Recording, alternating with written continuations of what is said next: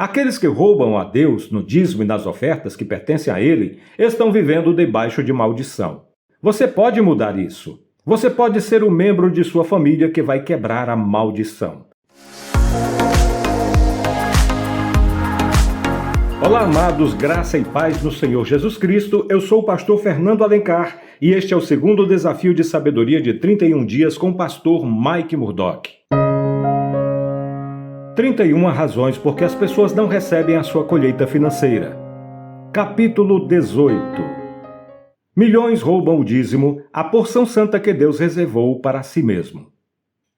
Quando você retém o dízimo, você comete roubo. Quando você toma alguma coisa que pertence a outrem, você é um ladrão. Mas ajuntai tesouros no céu, onde nem a traça nem a ferrugem consomem, e onde os ladrões não minam nem roubam. Mateus 6:20. Dízimo significa a 10ª parte. O grande patriarca e maravilhoso exemplo, Abraão, deu 10% da sua renda como prova e evidência de que ele honrava a Deus como seu provedor e foi abençoado incrivelmente por isso. Era Abraão muito rico, possuía gado, prata e ouro. Gênesis 13:2. Isaque, seu filho, continuou a colher da vida e obediência. Semeou Isaque naquela terra e no mesmo ano recolheu 100 por 1, porque o Senhor o abençoava. Enriqueceu-se o homem, prosperou, ficou riquíssimo. Possuía ovelhas e bois e grande número de servos, de maneira que os filisteus lhe tinham inveja. Gênesis 26, 12 e 14. Aconteceu para os filhos de Abraão. Na mesma noite lhe apareceu o Senhor e disse: Eu sou o Deus de Abraão, teu pai. Não temas, porque eu sou contigo. Abençoar-te-ei e multiplicarei a tua descendência por amor de Abraão, meu servo. Gênesis 26, 24. O dízimo é santo ao Senhor. Também todas as dízimas da terra, tanto o grão do campo como o do fruto das árvores, são do Senhor. Santas são ao Senhor. Levítico 27, 30.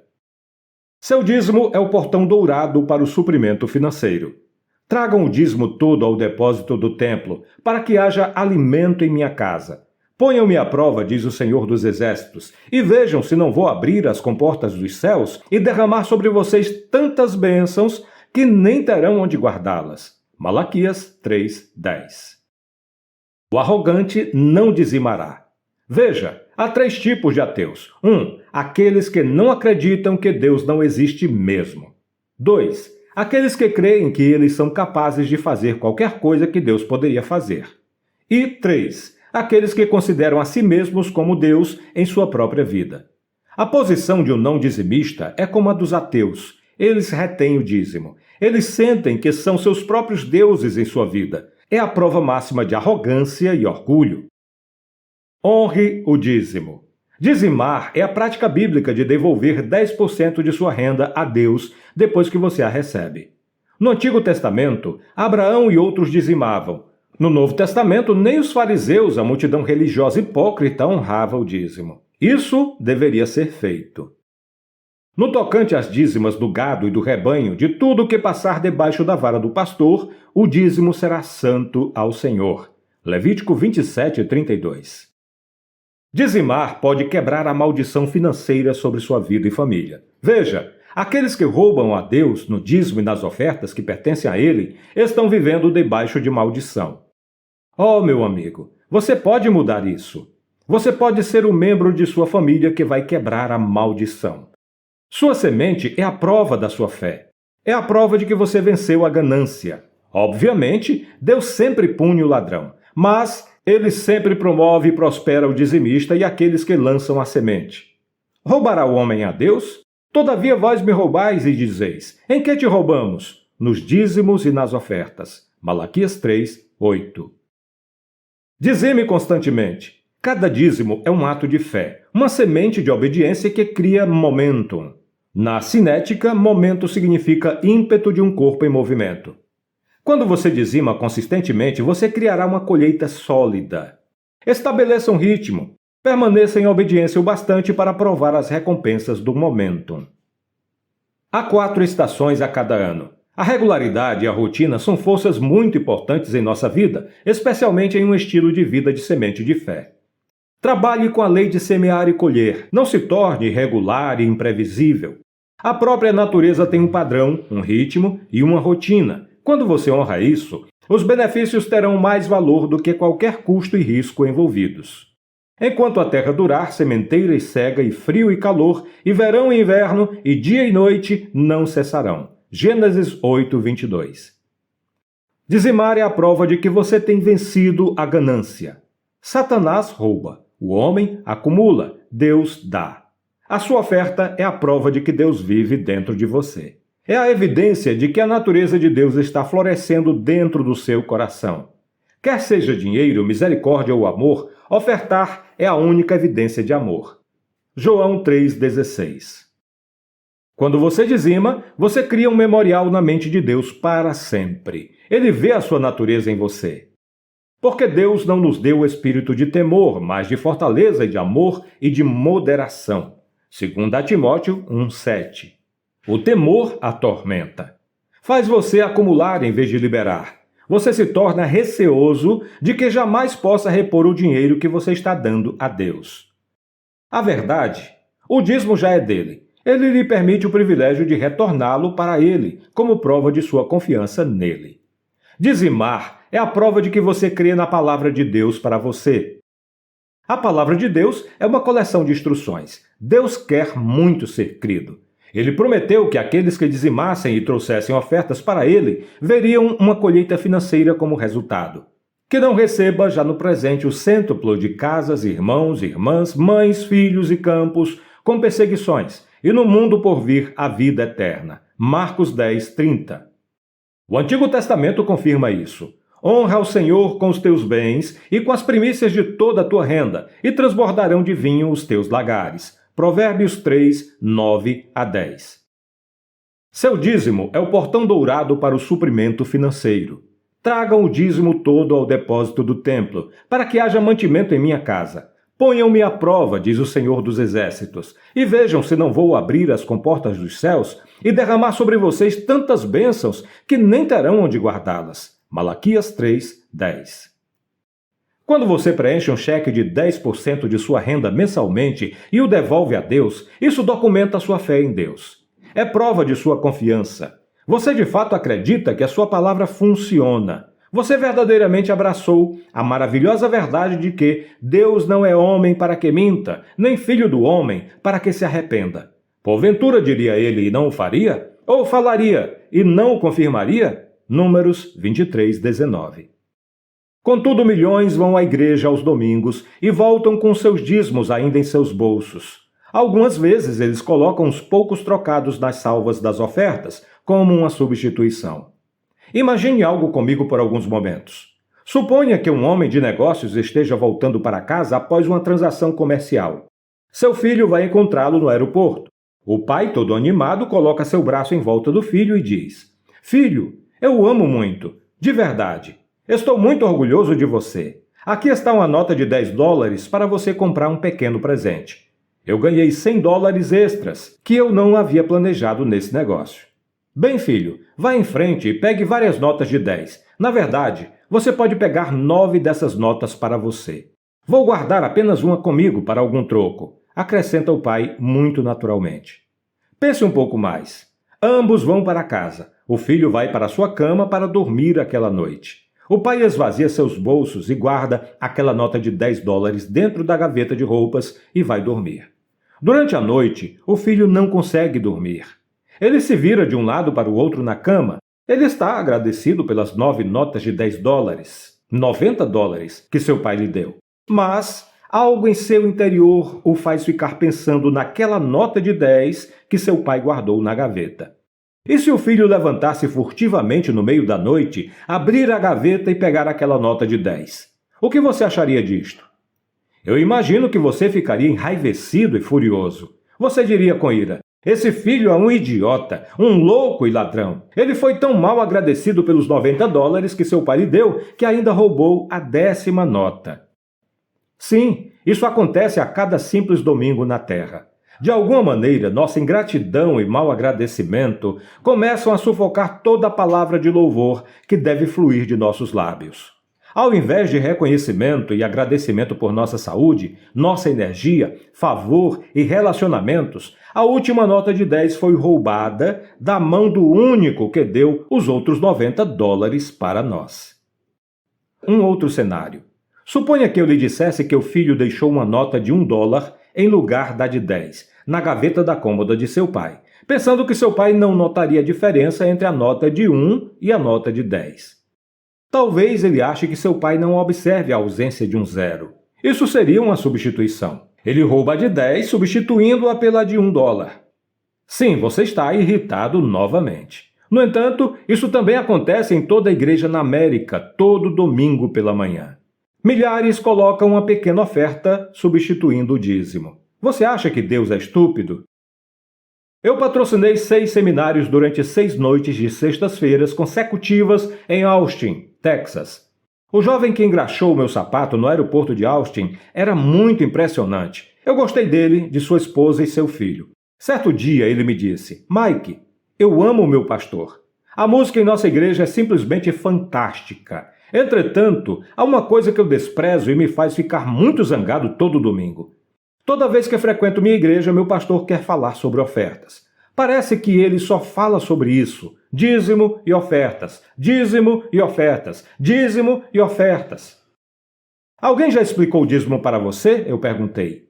Ele não conseguia lembrar-se de alguém lhe ter explicado isso. Então, eu comecei a esclarecer que tudo o que temos veio de Deus. Deus estabeleceu um sistema que destruiria a possibilidade de ganância, o dízimo. Deus não é pobre. Os anjos não estão em racionamento. As mansões do céu não estão meio acabadas. Deus disse que tudo já pertencia a ele de qualquer modo, mas ele estabeleceu um sistema que permitiria ao homem destruir seu maior inimigo da prosperidade, a ganância. Foi simples. Devolva 10%. E ele prometeu abençoar você repetidamente por tal obediência. Então, eu esclareci que Deus garantiu uma maldição sobre qualquer pessoa que roubasse a parte santa. Malaquias 3, 9 a 11. As palavras de Jesus também foram explicadas cuidadosamente. Quando Pedro sentiu que ele havia perdido tudo a fim de seguir a Jesus, Jesus o fez lembrar-se de um maravilhoso resultado, o princípio do retorno centuplicado. Marcos 10, 28 e 30. Meu jovem amigo engraxate estava estático. Ele jamais tinha entendido a lei do retorno centuplicado. Não é mistério. Acontece todo dia, em qualquer lugar ao nosso redor. Um fazendeiro certa vez me contou sobre a lei do retorno do grão de milho. Mike, um grão de milho pode produzir uma haste de milho. Cada haste de milho produz 4 espigas de milho.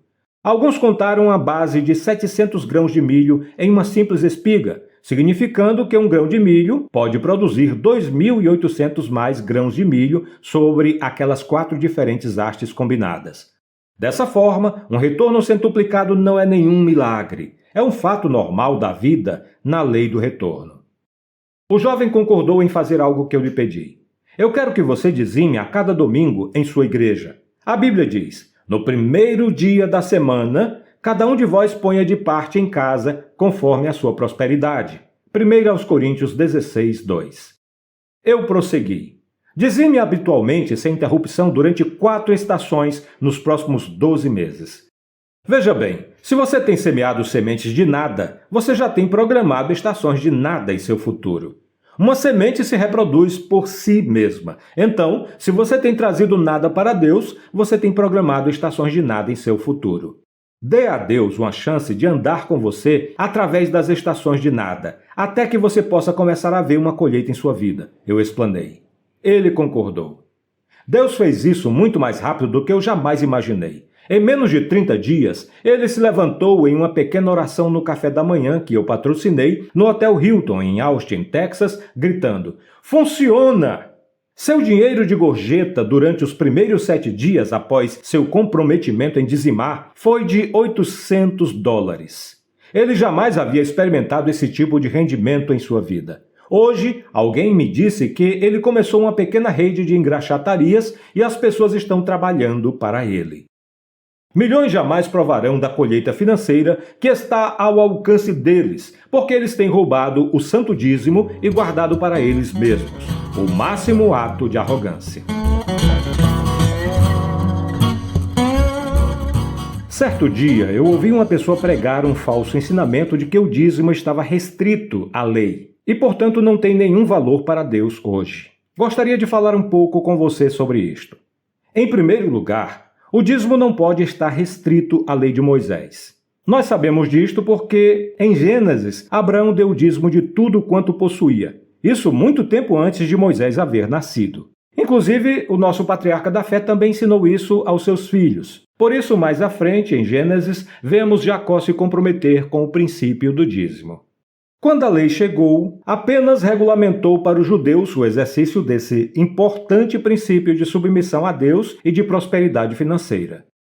A lei, inclusive, regulamentou princípios como não matarás, não mentirás, não adulterarás, isso somente para citar alguns. Assim como o dízimo, todos esses princípios já existiam muito tempo antes da lei. E aí eu pergunto, hoje, uma vez que a lei já cumpriu seu propósito, esses princípios, não matarás, não mentirás, não adulterarás, assim como o dízimo, não valerão mais diante de Deus? Eu, se fosse você, não acreditaria nessa mentira de Satanás.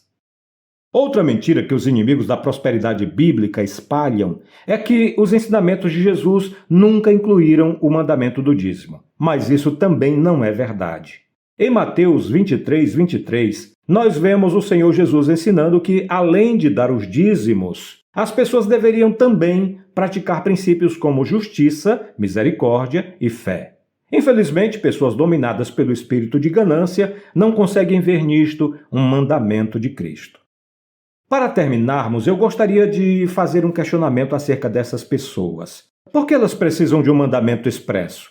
Quer dizer, se elas não forem ordenadas expressamente a entregar o dízimo, elas não o farão a fim de glorificar a Deus. Isso não recomenda muito essas pessoas. Segundo a palavra, sabe quem é que tem essa atitude? O servo inútil. A Bíblia diz que o servo inútil é aquele que só faz aquilo que lhe for ordenado. E qual o fim do servo inútil?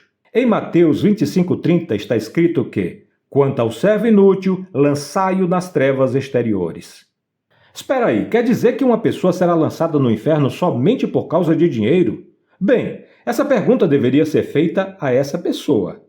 Você seria tão apegado ao dinheiro a ponto de comprometer a sua vida eterna e, mesmo sabendo que será condenado por sua avareza, ainda assim seguiria o seu caminho em direção ao inferno?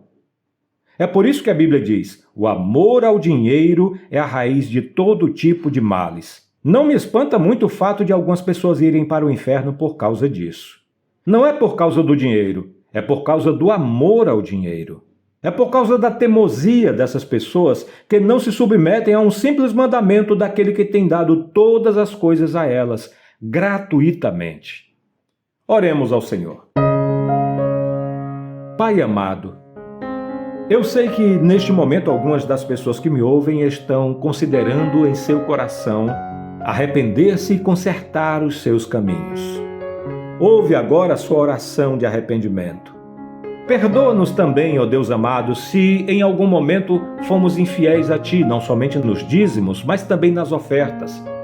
Se em alguns momentos nos apegamos ao dinheiro e o consideramos como nosso Deus, deixando de entender que Ele é uma ferramenta para Te glorificar, é o meio pelo qual nós proclamamos a Tua glória na terra.